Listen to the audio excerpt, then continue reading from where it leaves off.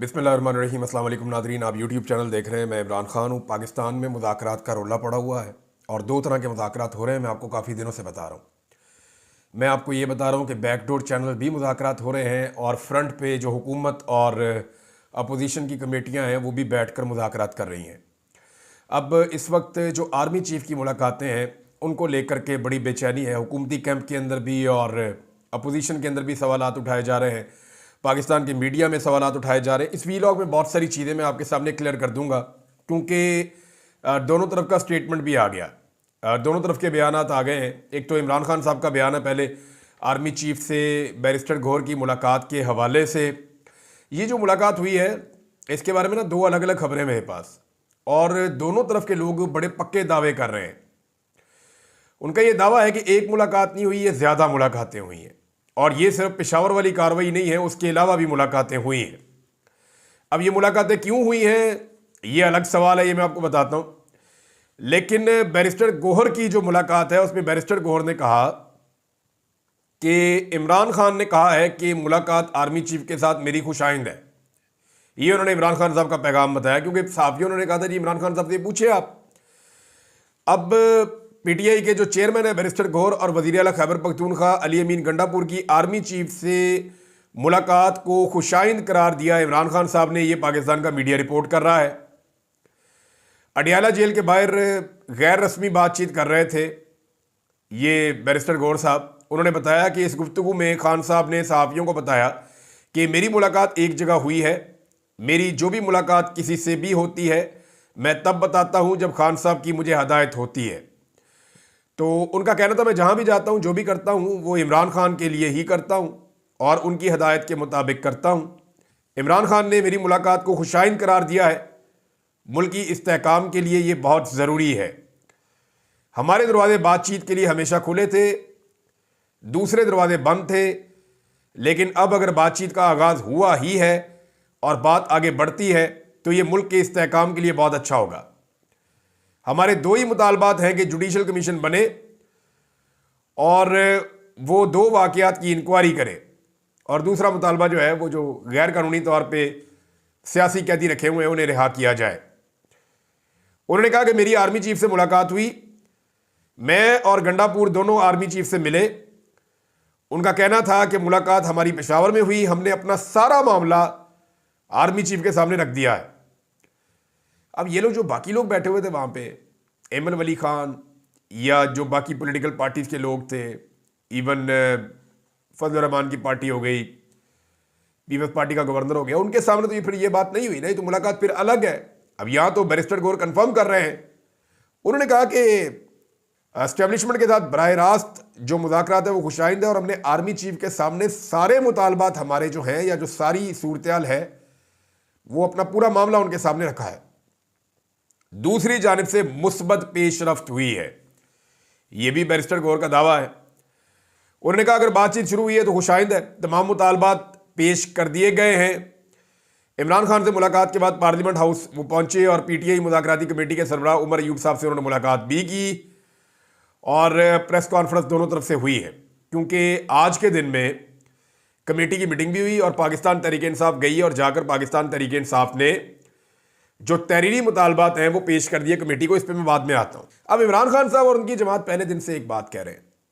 वो ये कहते हैं कि जनाब मुज़ाकरात तो हमने करने हैं एस्टेब्लिशमेंट के साथ, क्योंकि बनते ही उनके साथ हैं। इन्हीं के पास असली फॉर्म 45 हैं, उन्हीं से बात होगी। जिन्होंने अदालतों पर दबाव डाला, जिन्होंने जाली मुकदमात बनवाए और चूं चूं का मुरब्बा हुकूमत पाकिस्तान के ऊपर मुसल्लत की, उन्हीं से बात करनी पड़ेगी। जिन्होंने मुदाखलत की है उन्हीं की मुदाखलत ख़त्म करवाई जाएगी।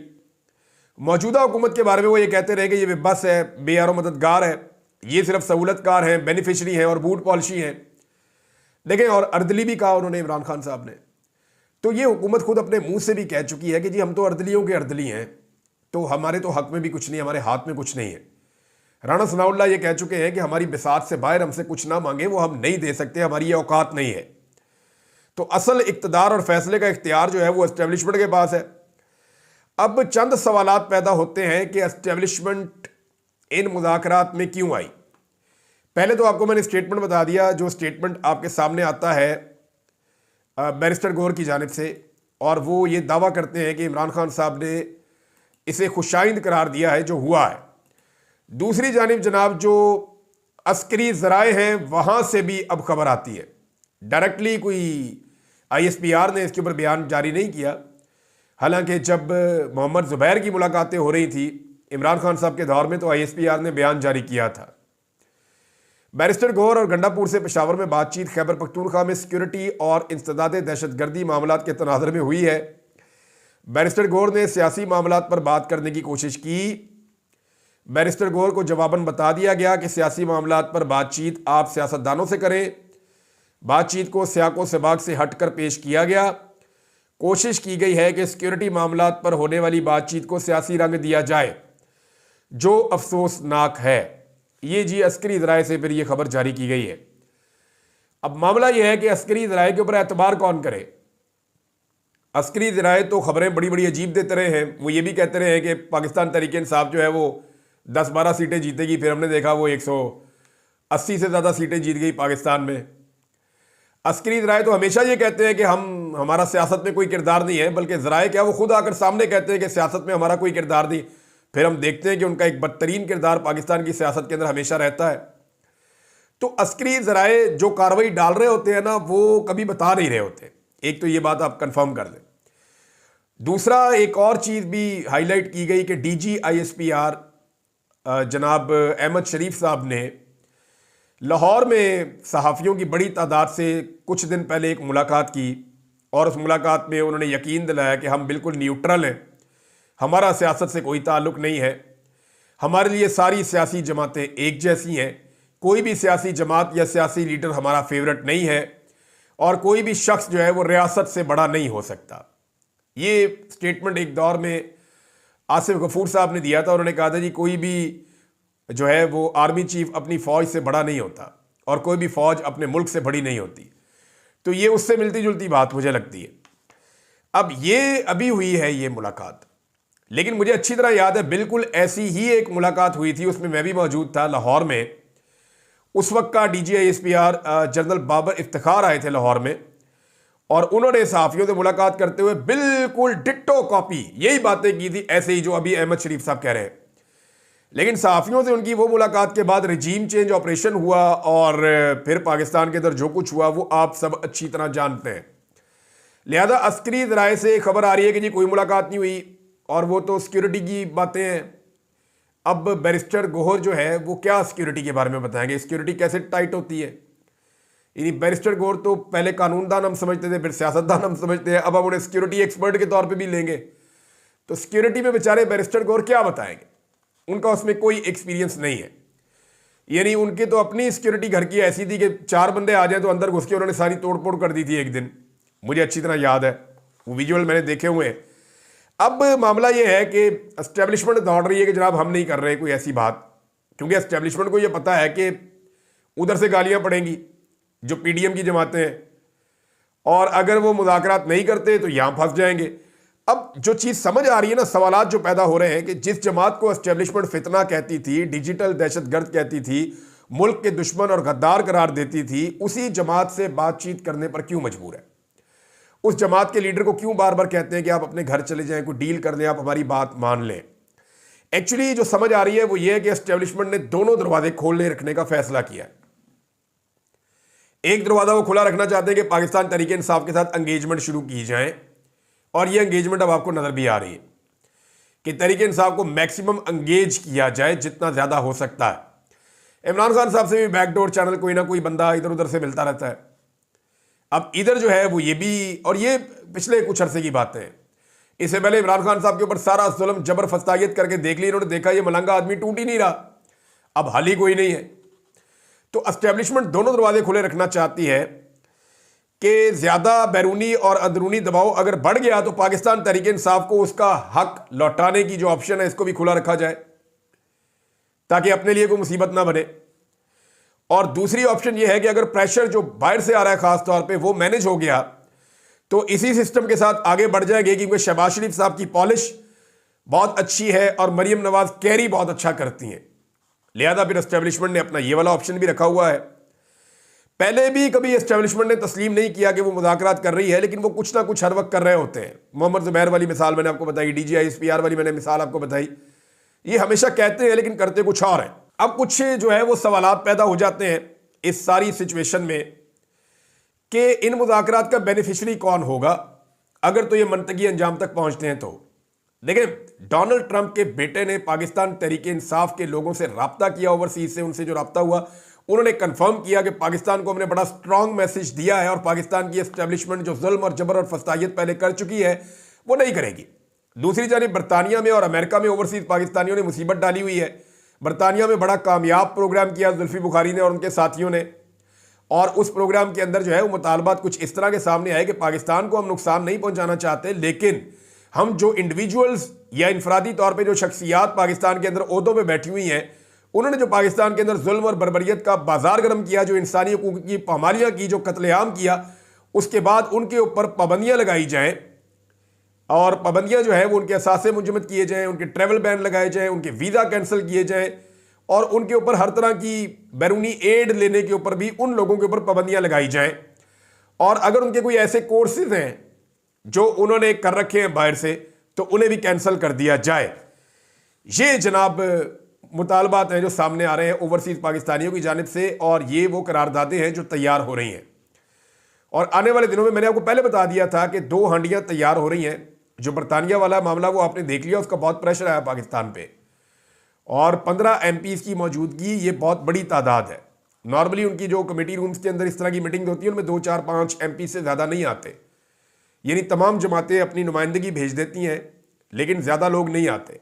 लेकिन यहाँ पे 15 MPs ने बैठ के ये साबित किया है कि बरतानिया के अंदर इस मामले को बड़ी हसासियत के साथ देखा जा रहा है, और ये ओवरसीज पाकिस्तानियों की एक बड़ी कामयाबी है।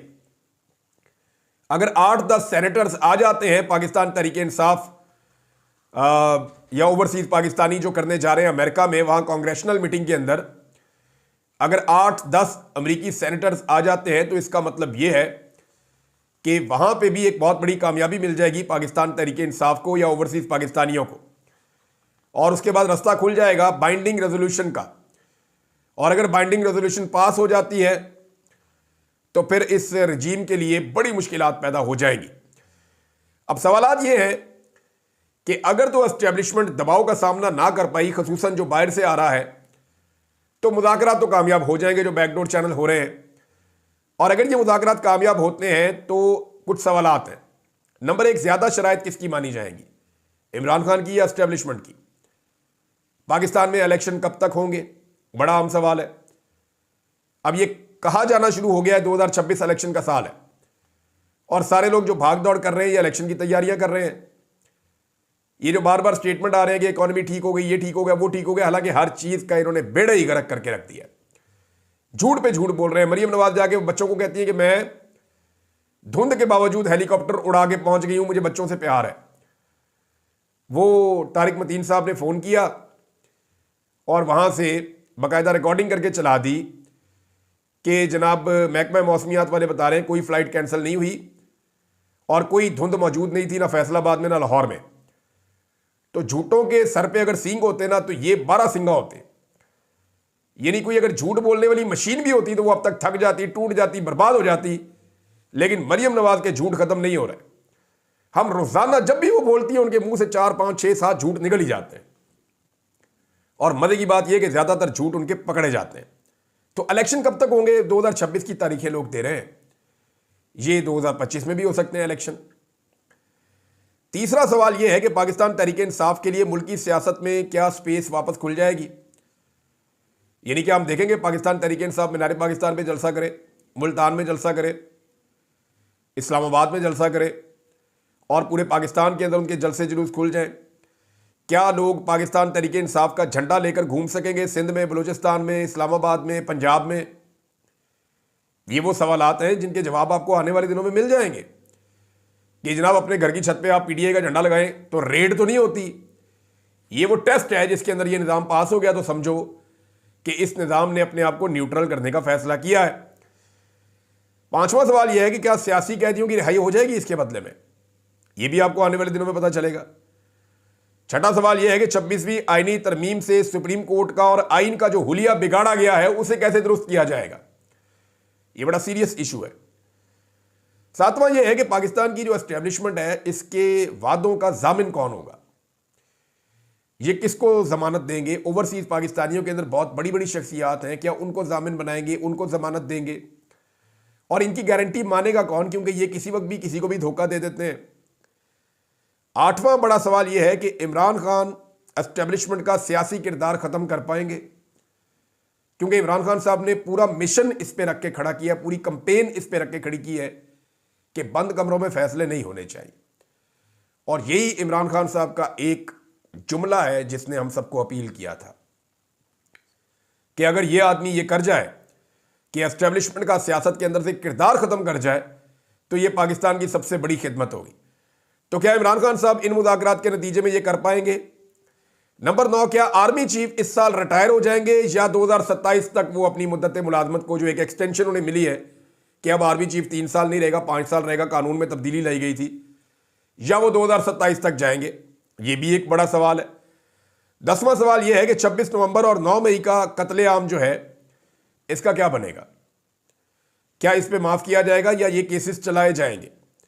शहीद अरशद शरीफ के केस का क्या बनेगा? उनकी फैमिली को इंसाफ मिलेगा या नहीं मिलेगा? ये एक ऐसा मुतालबा है जो पूरे पाकिस्तान का है। नया चीफ इलेक्शन कमिश्नर कौन होगा? 26 तारीख को चीफ इलेक्शन कमिश्नर रिटायर हो रहा है। हालांकि 26वीं आईनी तरमीम में इन्होंने दाव लगा दिया था, और दाव इन्होंने ये लगाया था कि जनाब जब तक नया नहीं आता ये अपना काम करता रहेगा। अब होना तो चाहिए कि पीटीआई अपोजिशन पार्टी है, हुकूमत जो है, ये मिलकर एक नया चीफ इलेक्शन कमिश्नर लेकर आए, लेकिन ऐसा बंदा आना चाहिए जो न्यूट्रल हो और वो free and fair election Pakistan में करवाए। फिर जजों की तैनातियों में जो 2 नंबरियां हैं, क्या वो खत्म हो पाएंगी? अब एक जो है वो फौरी तौर पे प्रेस कॉन्फ्रेंस की हुकूमत ने और एक प्रेस कॉन्फ्रेंस की अपोजिशन ने, जब मुतालबात पेश किए गए हुकूमत के सामने पाकिस्तान तहरीक इंसाफ की जानिब से, जो मुतालबात पेश किए गए पाकिस्तान तहरीक इंसाफ की जानिब से, उसमें उन्होंने ये कहा कि जी 2 आप मुख्तलिफ कमीशंस बनाएं जो तहरीरी मुतालबात हैं। तहरीक इंसाफ ने हुकूमत की मुज़ाकराती कमेटी के साथ होने वाली तीसरी मुलाकात में अपना चार्टर ऑफ डिमांड तहरीरी शक्ल में पेश कर दिया, जिसमें पीटीआई ने 2 अलग अलग इंक्वायरी कमीशन बनाने का मुतालबा किया। तहरीक इंसाफ ये कहती है, अलीमा खान साहब ने भी ये बात आकर दोहराई कि जो आपने कमीशन बनाने हैं ये सीनियर तरीन जजेस के ऊपर बनने चाहिए और ये न्यूट्रल जजेस होने चाहिए। यहां पे हुकूमत जो है वो कोई 2 नंबरी ना करे, जैसे अपनी मर्जी के बेंच बना दिए, अपनी मर्जी की चीजें बना दी, तो यहां पे ये ना करें। और साथ ही साथ जो डिमांड है उसके अंदर यह है कि 9 मई और 26 नवंबर पर जुडिशल कमीशन का क़याम किया जाए, और साथ ही साथ उन्होंने कहा कि जी जो सियासी कैदी हैं उनको रिहा किया जाए। हुकूमत जुडिशल कमीशन पर 7 दिनों के अंदर फैसला करे और 7 दिनों में फैसला करके बताए, और हुकूमत से कमीशन ऑफ इंक्वायरी एक्ट 2017 के तहत कमीशन बनाने का मुतालबा किया। दोनों कमीशन चीफ जस्टिस या सुप्रीम कोर्ट के 3 हाजिर सर्विस जजेस पर मुश्तमिल हों। हुकूमत 7 दिन के अंदर कमीशन कायम करे। दोनों कमीशन की कार्रवाई आम लोगों और मीडिया के लिए ओपन रखी जाए। फिर इसमें मजीद कहा गया कि 9 मई कमीशन तहकीकात करे, पाकिस्तान तहरीक इंसाफ के बानी इमरान खान साहब की गिरफ्तारी के हालात की जो कानूनी हैसियत है वहां से मामला शुरू किया जाए कि इस्लामाबाद हाई कोर्ट के अहाते में रेंजर और पुलिस के दाखिले का जिम्मेदार कौन था, मामला वहां से शुरू होना चाहिए। फिर गिरफ्तारी के बाद जो मुल्क भर में वाकयात पेश आए और ख़ास तौर पर इन हालात की तहकीकात जिनमें अफराद के ग्रुप्स हसास मुकामात तक पहुंचे, कैसे पहुंचे, सीसीटीवी फुटेज कहां है, ये सारे सवालात रखे गए कि इनके ऊपर कमीशन बनाया जाए और इन लाइंस के ऊपर 26 नवंबर और 9 मई के ऊपर बाकायदा तहकीकात करके चीज़ें सामने लाई जाएं। अब उसमें जनाब ये भी कहा गया कि 24 से 27 नवंबर के बाद शोहदा और जख्मियों की तादाद और लापता होने वाले अफराद की तफसीलात क्या है, ये भी सारा पता किया जाए, कमीशन बनाया जाए, वो चेक करें लापता अफराद के हवाले से, लाशों के हवाले से, गोलियां चलाई गई क्यों चलाई गई, जो तशद्दुद किया गया क्यों किया गया, किसके हुक्म पर तशद्दुद किया, किसके हुक्म पर गोलियां चलाई, ये सारी चीज़ें मुतालबात के अंदर शामिल हैं। सीसीटीवी फुटेज की रिकॉर्डिंग की क्या हालत है ये भी बताया जाए।